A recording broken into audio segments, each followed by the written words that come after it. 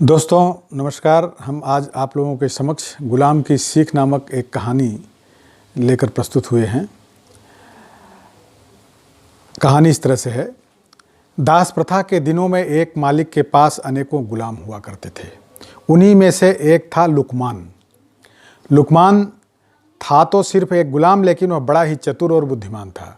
उसकी ख्याति दूर दराज के इलाकों में फैलने लगी थी।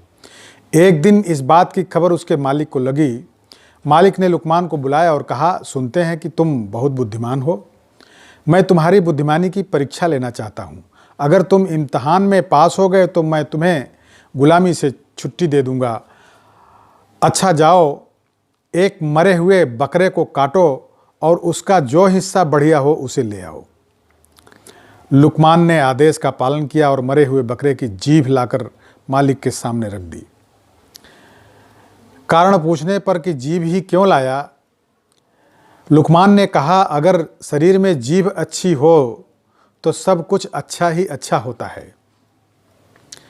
मालिक ने आदेश देते हुए कहा, अच्छा इसे उठा ले जाओ और बकरे का जो हिस्सा सबसे बुरा हो अब उसे लेके आओ। लुकमान बाहर गया, लेकिन थोड़ी ही देर में उसने उसी जीभ को लाकर मालिक के सामने फिर रख दिया। फिर से कारण पूछने पर लुकमान ने कहा, अगर शरीर में जीभ अच्छी नहीं तो सब बुरा ही बुरा होता है। उसने आगे कहते हुए कहा, मालिक, वाणी तो सभी के पास जन्मजात होती है, परंतु बोलना किसी किसी को ही आता है।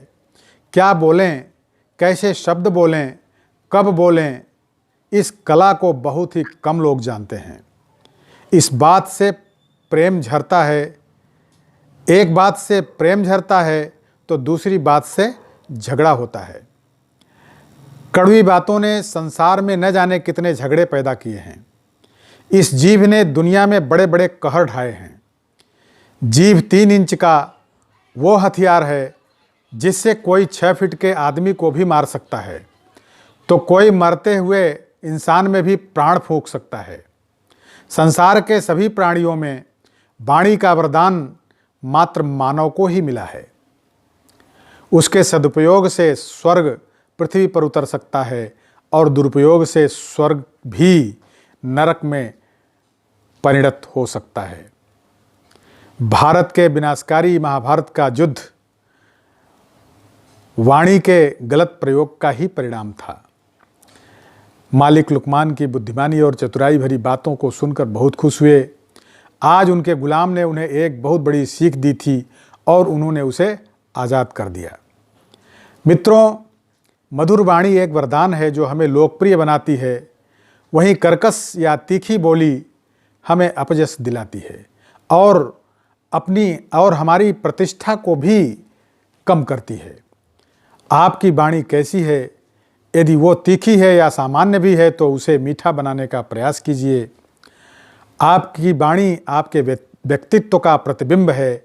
उसे अच्छा ही होना चाहिए, उसे अच्छा ही होना चाहिए।